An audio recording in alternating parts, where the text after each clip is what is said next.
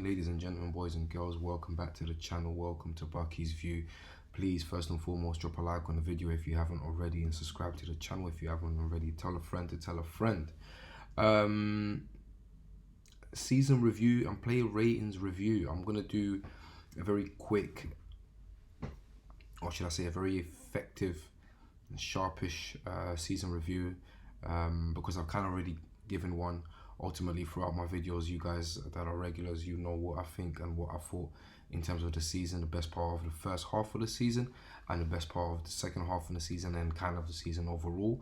But yeah, man, just to finally touch on that, listen, as I said, it's a failure because we failed to achieve the ultimate goal, which was to align ourselves with the target that we looked like we was rightfully going for, which was the league, because of our performances in the early start of the season.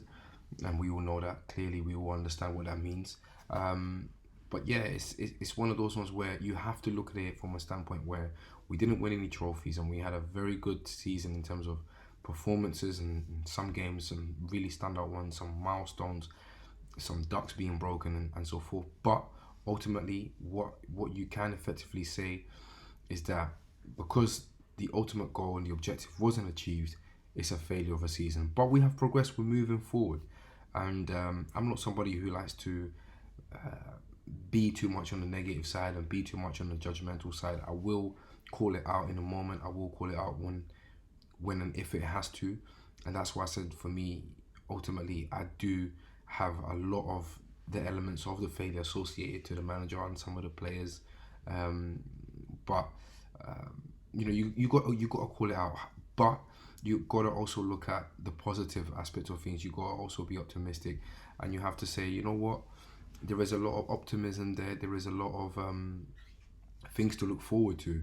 However, there is also a lot of PR. There is a lot of PR coming from Arsenal at the moment. I think it's becoming more and more easy to spot the PR, and more easy to kind of flush it out.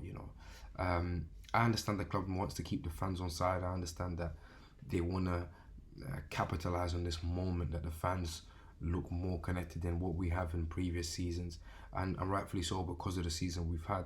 But ultimately, some of the PR is just like, it's just too much in man's face. We have to see, and we have to see real tangible success from Arteta next year, and we have to see accountability, real accountability. There hasn't been a lot of that. Mikel has bravely, come out and said, "Look, ultimately blame me, so I'm responsible for it, and it stops with me." And that's what I'm gonna do. I'm gonna hold you to that. There's no way I'm not gonna hold you to that when you're even publicly coming out on TV and saying that. But yeah, look, the season, in terms of a rating, I'll give it a 7 out of 10. I do associate the element of bottling, because against Southampton and against West Ham, that's what we did. I wouldn't even go as far as saying we bottled it against Man City, but against Southampton and against West Ham, best believe we bottled it, and that's where effectively we bottled the league. In terms of player rating, so I'm going to quickly go through the sort of main starting 11 in terms of player ratings, and it's going to be, obviously, I'm going to kind of skip that Wolves game player ratings. I know I didn't do a video for that, so it's just going to be an overall season rating. We'll obviously start off with a keeper. Look, as I said previously a few times, I've been happy with Aaron Ramsdale. I am happy with the fact that we signed him to a new contract. I think things like this, allow us to put trust in him, and allow him to put trust in us. So it's kind of a revolving door kind of type of thing. And he's a good keeper. He's an English keeper. I want us to have an English spine. I've always wanted us to have an English keeper again since the days of seeing Seaman play for Arsenal.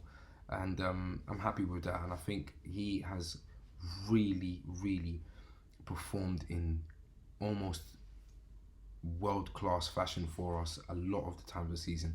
And he's made drastic mistakes as well this season, but he's done more good than bad. He's allowed us to play throughout the back. He's allowed us to have the pressure off in terms of from a defensive standpoint. and really implement our game when we have our main defenders playing, including Saliba, of course. So yeah, things like that for me. I'm happy with Aaron Ramsdale, and he would get a rating of 8 for me throughout the season. I'm almost reluctant to give him 9, but there has been a few howling mistakes, and there has been a few goals conceded, near post conceding, and so forth that I thought he should have and he could have done better. But I think 8 is good enough, and I think even he'll be satisfied with that. Now we're gonna move forward to the outfield players. I'm gonna kind of give a rating of the starting squad that was more consistent. So right back, Ben White. We obviously know that Partey's been playing a lot in his sort of last recent games, but it was Ben White that was his position, right back. And Ben White it's mad because you have to remember that Ben White, we're doing doing a new thing with Ben White, and Arteta's asked him to do something newish, which is to go a whole season playing in a different position than what he was playing previously, which was obviously centre back. And he took off very well. We was giving him such high ratings, even as high as the best right back in the league. And then just sort of at the last 15 games, kind of coming up to that sort of 10-game run, he just started to tail off. There was a significant drop off with Ben White. Is it too harsh to kind of focus a lot on that drop off overall? I think it is. I think he's had a brilliant season. He's done everything that's been asked of him and a bit more in terms of overlapping, in terms of coming inside and passing the ball. Make no mistake, some of the best goals we saw this season, especially from Partey, those were Ben White assists, picking up the ball in that sort of final third just before the box and just laying it across to Thomas Partey for him to do the business and score some worldies. So defensively, there's been many moments where you thought to yourself, raw, this is a top class defender, last ditch slides, last ditch tackles, but there's also been a few errors here and there. He was trying to implement the concept of being the nuisance maker for the keepers, Ben White, this season. If you guys remember a few games where in set pieces and corners, Ben White was kind of being the nasty guy and trying to really get the goalkeepers, the position goalkeepers rattled. And I think I like that. I like that. I think we need more of that in our squad. We need it. There is obviously a threshold of how nasty you can be and how bad you can be, how mean you can be. But I think it's important for you to have characters like that do things like that, just to put a bit more fear, just to demand a bit more respect from your opposition. So Ben White for me, he gets an 8 as well in terms of overall rating for the season. I think he's been really, really good. Next to him, William Saliba, of course. Look, I mean, what else can I say about William Saliba? We've seen the impact he's had with him in the team, and we've seen the impact without him in the team. And he's going to be key. He is going to be one of the sort of towers at the back of our defence moving forward. Hopefully, he can get that new contract signed, and hopefully we can get that over the line and get him on a long deal, and we can really focus on developing him to become the titan of a centre back that he is. William Saliba, even chipping in with a few goals, and they're all significant goals, headers, left footers. I can remember the goal away to Bournemouth. What a finish by a centre back. That was he gets a 9 for me. I think while he's been in the team, we've had clean sheets. Our conceding chances and conceding goals was minimal. Everything, the stats were looking brilliant. Just before the World Cup started, that's when it tailed off a little bit, even with Saliba in the squad, and post the World Cup. But then we managed to pick it up a little bit, and then boom, he gets injured. So yeah, he gets a high 9 for me. I think he's been fantastic this season. Gabriel for me, slightly lower, even though Gabriel, there's been few games that he has performed as good, if not better than William Saliba. I still feel as though, and you guys can write down in the comments if you're with me on this one, but I still feel as though at times he looks nervous on the ball.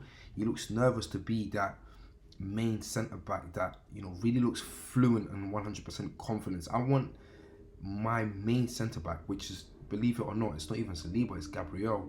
Our main centre back. I want him to be as confident on the ball as a Sergio Ramos, as a Puyol, as a not even as nervy as a John Terry on the ball. And these were great defenders. And he's a very good defender, and he'll probably end up being a great defender. But on in terms of ball to feet and on the ground and distributing the ball, I need you to be a bit more quicker. I need you to be a bit more dynamic and look a bit more confident.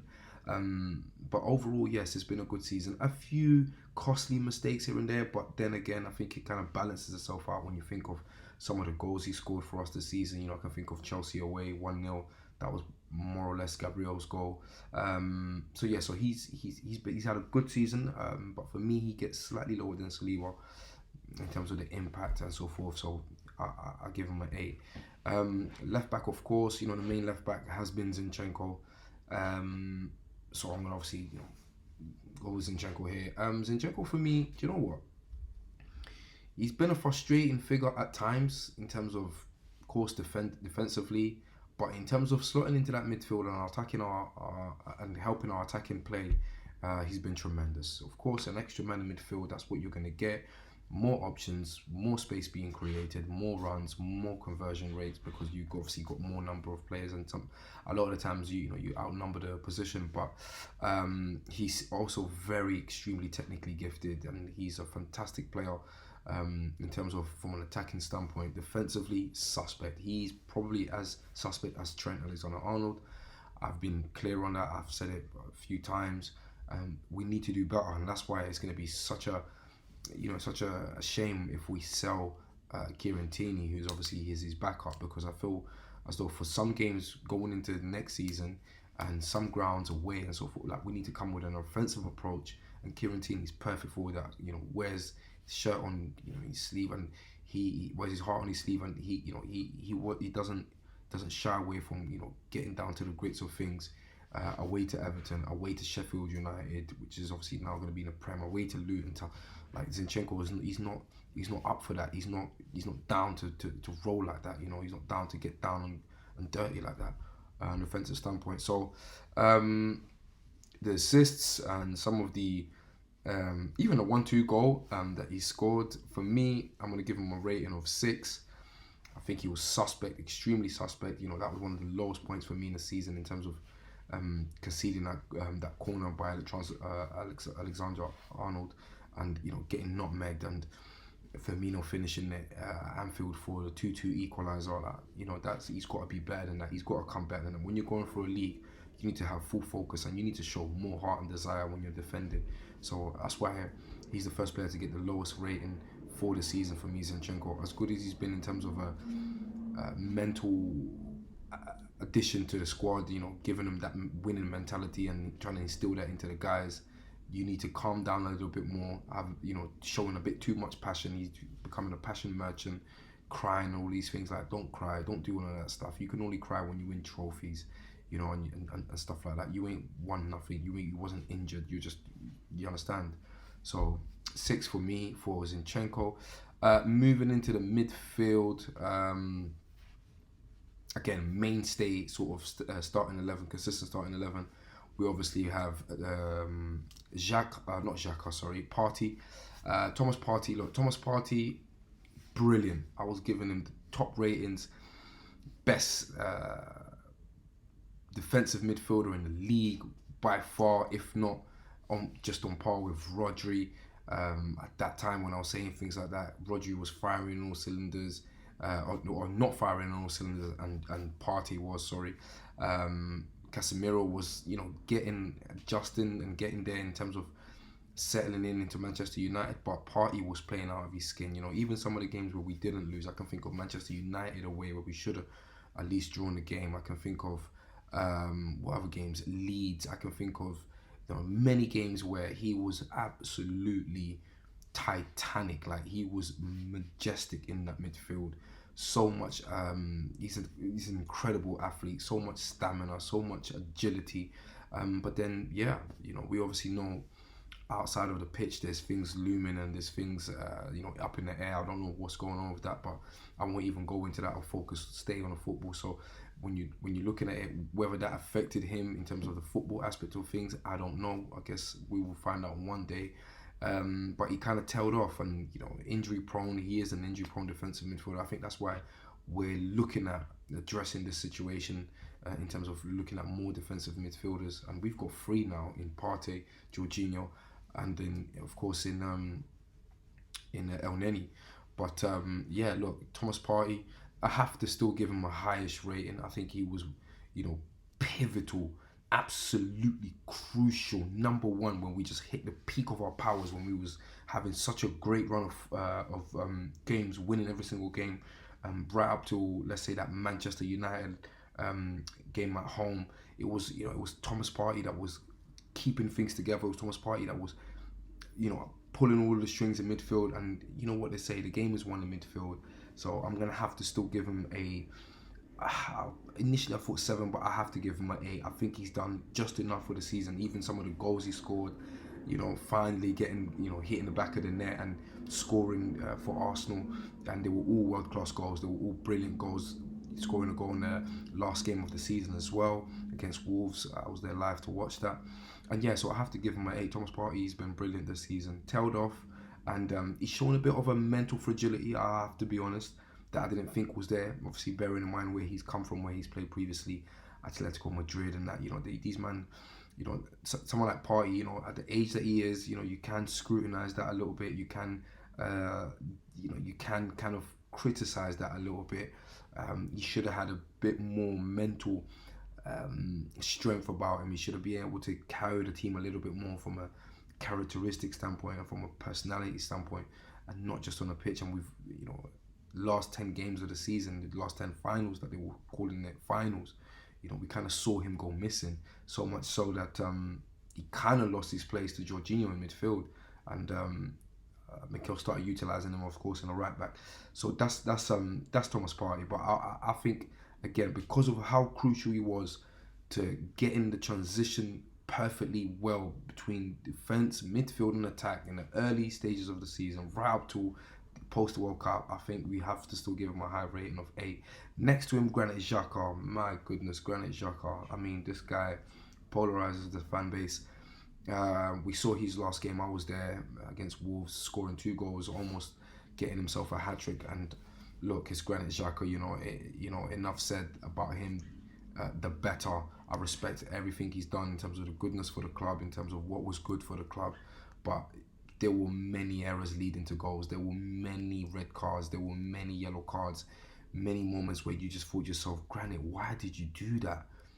What have you just done there? I can remember a few, I don't even know what the teams were against, because it's memories you don't even want to keep, but they're just there. Do you know what I mean? And look, last 2 seasons, brilliant. Mikel has rooted and pulled something out of him inside that he clearly still has, but he is incredibly rigid in terms of a football player. Physically, we need someone more agile than him in midfield.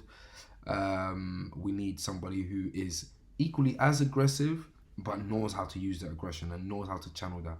And people say, a lot of Arsenal fans say, the turning point in the title push for us was that incident at Anfield with Xhaka and Trent Alexander-Arnold.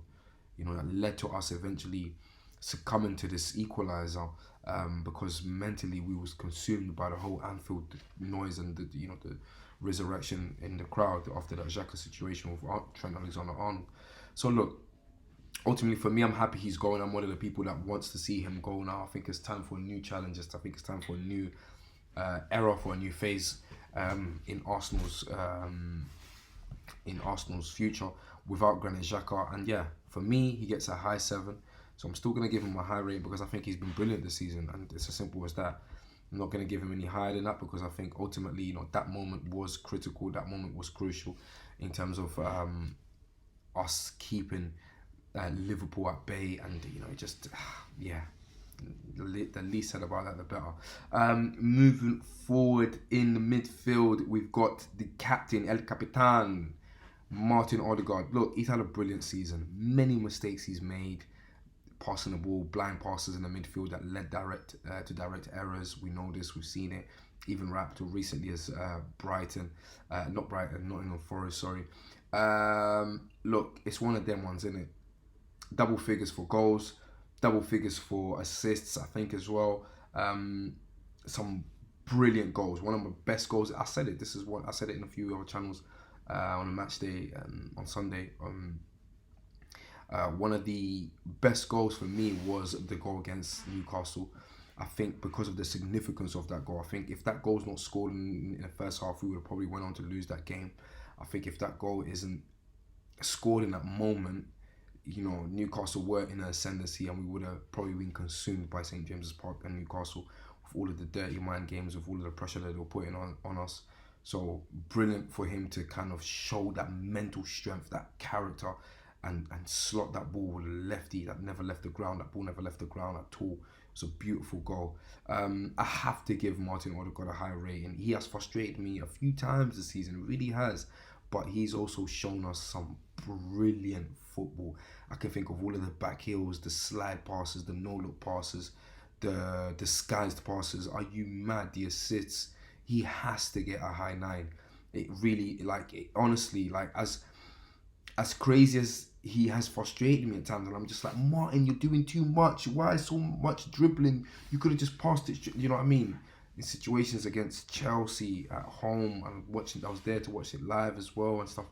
I was just like, Martin, man, come on, bro.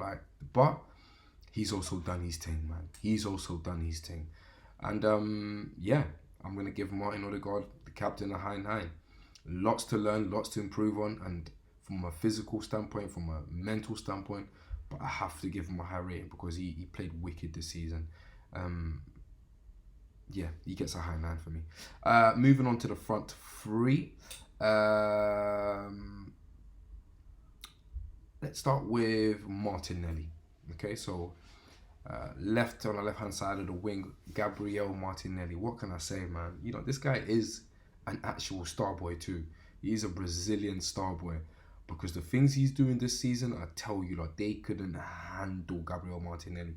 A lot of people are saying even the fact that now looking at the season as a whole, you know, it was Gabriel Martinelli keeping up that attack and keeping it dynamic and keeping it flowing when people like Saka, Gabriel Jesus, and everyone else wasn't really at the races. You know, he's got such incredible pace and such incredible body balance, dribbling skill, incredible contribution this season as well. Double figures for goals, double figures for assists as well. I think maybe I might be wrong on that, but definitely double figures for goals.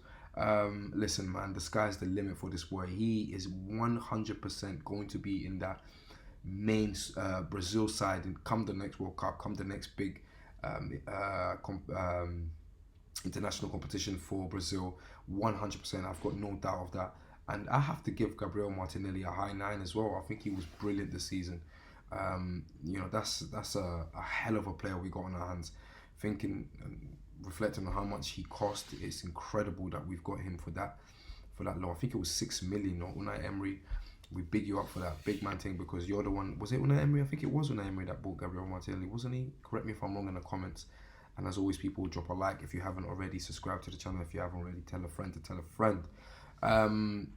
So yeah, so that's Martinelli, a high 9. We shift over to the right hand side, and Bukayo Saka, star boy. Listen, he's been carrying this team, this club for the past however many seasons, 2, 3, I don't even know anymore. Incredible left foot, wicked goal against Wolves. That was a brilliant skill to just do the dummy on the left and just whip it with his left foot. Incredible. I was there to watch it live, and yo, this boy signing a new contract. I think it's a 4-year contract. I'm not 100%, but he's an Arsenal through and through boy. He's here for the future, and we're going to win Prem titles and Champions League with Bukayo Saka. Before Bukayo Saka leaves Arsenal, retires, or goes to another club, I don't know who, where, we're going to win some major honours. And I'm talking the major honours because if we build a team around him and we get the right spine, an English spine, bring in the likes of Declan Rice and so forth, listen, the sky's the limit, you know. We can really make this work. We can see the final phase of this Mikel project next year if they get their head down, no holiday, no playing games this season, this pre-season, this transfer market, bring in the right level of players, bring in the right additions, and we could, trust me, Bukayo Saka, Starboy, gets an A. Tailed off at the last sort of hurdle. We have to get that in. We have to be real and honest. We have to be balanced. He went missing in a few games here and there, but we all know the reasons why. I'm not going to go into it. I'm not going to, he gets a high 8 for me, and that's good enough. And, I feel like to give him a 9 because I feel like there's been some brilliant, and he's been crucial to the overall success, and there's been some brilliant individual performances from him. But, that crucial penalty miss, not to say that I'm specifically onto him for missing the penalty, but I think there's, it was a critical moment in the season. If we got away with 3 points in that West Ham game, then I think we would have gone on to kind of push forward to potentially win the league. And man, he just had to keep his head down, and he didn't. So I'm going to give him an 8. Bukayo Saka, in my heart, it's a 9, but I think to balance it out, and the fact that he kind of did go missing, he wasn't the same output from him in the last 10 games, the entire 10 games. And then you see what he does in the last game when the pressure's completely off. So that's Bukayo Saka's rating. And then up top, of course, we've had Jesus injured for a good part of the season, post World Cup or during the World Cup, and then just kind of stretching for 2-3 months or whatever it was. But I am going to put him in that sort of centre forward role. Gabriel Jesus, look, he's scoring 10 goals, I think it was, ultimately in the Premier League. He's got a lot more to do, man. If he wants to be our main centre forward, I don't think he's kind of saying that. I don't think he's giving vibes that that's what exactly he wants, to be the main centre forward. But you're a striker, my bro, and we need output. If you're playing for these top clubs, at City, it kind of went under the radar because they were able to compensate with more brilliant players and stuff like that, and goals are being shared all over the squad. But at Arsenal, we're gonna need that 20 goal, 25 goal, 30 goal striker a season. We're going to need it. And if you're not going to be that guy, fair play. You can play alongside that guy. But on the wings are set. The wings are sorted. With Martinelli and Bukayo Saka, the wings are sorted. So where are you going to go? Can't drop into a 10 because Odegaard's going to be there. It might turn out a bit tricky for you, Gabriel. So you need to definitely work a little bit more. Listen, great player. Brilliant young player. Headers, right foot, left foot. We saw what he was doing best part of the beginning of the season, in the early games, first 5-6 games, and we saw what he can do when the pressure's off. It's liquid football with Gabriel Jesus. Fantastic player. I don't want him to go anywhere, but I do believe that he could have done much better at times as well. He's shown great mentality, but at times he's shown fragility in that mentality. I can think of the Brighton game. I can think of a few games, Nottingham Forest, that was kind of raw, what's going on here? Gabriel Jesus, what's going on? Where's that energy that you were showing in the beginning of the season? I hope I didn't miss anyone. No, I didn't. So that's the first 11. For me, Gabriel Jesus, of course, is going to get an 8. I'll give him an 8. I'll settle him with an 8. So that's the first 11, sort of the main starting 11, as I said before. We go into players that were filling and were subbing here and there. So again, going all the way to the back. Turner didn't really have a lot to do this season. We crashed out so early in the cup competitions that Matt Turner didn't really have. So he didn't really have much. He couldn't really show much. For me, he's gonna get an average 6, I would say. We'll bank it on a 6. We'll leave it on a 6, and a few good games in the Europa League, if I can remember well. But then when Mikel switched to Aaron Ramsdale, the rest was history. Kieran Tierney, again, I'm gonna have to give him a 7 because when he's been subbed off, he's come on and he's done great. Shown passion, even though not seeing almost no football playing time. If we sell him, we need to sell him for the right money. I'm talking 50 million and above. If not, don't sell him at all. We just keep him on the bench. We play him. We go far in the cup competitions. We get him active and we switch him up when we need to for the Prem games, because he's actually still very important. He's not even like a backup. Zinchenko cannot defend at all. So we actually need him going away to grounds where we need to hold the fort, deep block, compact. We still need Kieran high 7. Who else? Rob Holdini. Rob Holdini, look, he's going to get an average 6 for me. I don't think he actually done too bad. I just think he's not the right type of player. He's just not good enough for Arsenal. Probably the worst game he had was obviously the Man City games, but look, it is what it is. The other games, he shouldn't really be blamed for anything. He's going to get average 6 for me. Jakub Kivior coming in, replacing obviously Rob Holding. We needed a player that's got more pace, that can allow us to play with a bit more of a forward line. So he's come in and he's done really well, converting a few chances here and there. I think he scored 1 or 2 goals. Definitely scored in the game against Wolves, last game of the season. And he's great, left-footed centre-back, and we're going to see this boy grow. We're going to see this boy evolve. We're going to see this boy mature. And I think he'll be a good backup centre-back to have there on the bench for whatever competition, whatever games, whatever situations we're trying to see out next season. He's going to get a high 7 for me, Kivior. I was happy with his contributions this season. Let's move into the midfield. Who else played, deserves a rating? Fabio Vieira, listen, a lot of work to do, my boy. Not going to lie. You're looking real slim. You're looking real light on that pitch. You're looking like a technical genius when you have your confidence, but you're looking like a lost no man's land type of guy when you don't have the confidence. So you're gonna have to pattern up something nice for us next season. Go gym, no holidays for you. You're up in the gym, you're getting bulky, you're getting bigger, and you're watching players, great players that's played in your position, that have done what you're trying to do and how they were implementing their game. Yeah, and you're watching and re-watching all your football from last season, this season gone, and the mistakes you was making, and get that out of your system. You're not making those mistakes again, and we move forward. So you're gonna have to get an average 6. There were 1-2 beautiful goals. I remember, was it Aston Villa, where he scored a banging goal with his left foot. That's pretty much it. There's no actual good highlights. I think there was one great assist that he did, but was that in a Europa League? That might even be in a Europa League. I'm not 100%, but yeah, I have to give Fabio Vieira a 6. I did expect slightly better, slightly more, and I think we will get more. I think he just needs time. He just needs time.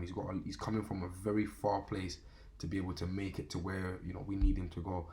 Think of the greats, people like Thierry Henry, people like even Bergkamp. These guys didn't hit the ground running. Let's not be so quick to lambast our players. The young players that are, they're trying their best. They really are trying their best. If they're not, we need to continue to encourage them to try to get to that best as soon as humanly possible. But yeah, he's going to have to get a 6, Fabio Vieira. Let's move into some of the more fluid attackers. Reece Nelson, I'm going to give him a 7. I'm going to give him a half 7. Contributed very well. We all know that brilliant goal that's going to live long in the memory against Bournemouth, scoring the winner 3-2, literally the last second. That was like 97 minutes played, the last second of the game, allowing us to get 3 points on the board. I think he was brilliant. I think he's become more dynamic, more fluid, he's just becoming a mercurial player. He's just becoming one of those very light on his feet wingers, looking like he's finding his feet more in terms of how to work in a structure, in a team, with the team. He's looking like he knows where the goal is a little bit more now as well. So I'll give him a high 7. I think he contributed well, Reece Nelson. Smith Rowe, what is going on with Emil Smith Rowe? We don't know. We've just seen, there's just been fresh reports from Ornstein that Arsenal are looking to keep Smith Rowe. We've got no plans to move him on whatsoever. So let's see him play, because the boy, previous season before this one, man scored 10 goals from midfield. Like, what? Number 10. We've got a hell of a player there. Let's get the boy playing, man. I'm going to give him a 5 because he's had a poor season, but it's not his fault. It's just because he hasn't played. So, and when he's kind of come on, he hasn't really impacted it. It looks like he's not being fit and all of these things and such things. So you just have to get an average 5. But big things coming for Smith Rowe, hopefully next season. Fingers crossed. We get him firing again in all cylinders, and yeah, man, I want that to happen. I want us to keep him. But if we sell him again, right, for the right money, and I'm talking 60-70 mil for Smith Rowe, bro, no less. Have I missed anyone? Nketiah, look, Nketiah did his thing. I have to big him up. I have to respect his thing still. When Jesus got injured, he came on. and we had a crucial run of games, and he backed his thing. Obviously, the team helped him, but he bulked up. He's in the gym. You can clearly see it. Every game he plays, he contributes to some extent. There's games, obviously, you don't really get substantial output, but it's hard, bro. It's not easy. He is a player with limits, but he is a player with very good attributes as well. He's just got to continue trying his best. I do ultimately think we should move him on, Eddie Nketiah.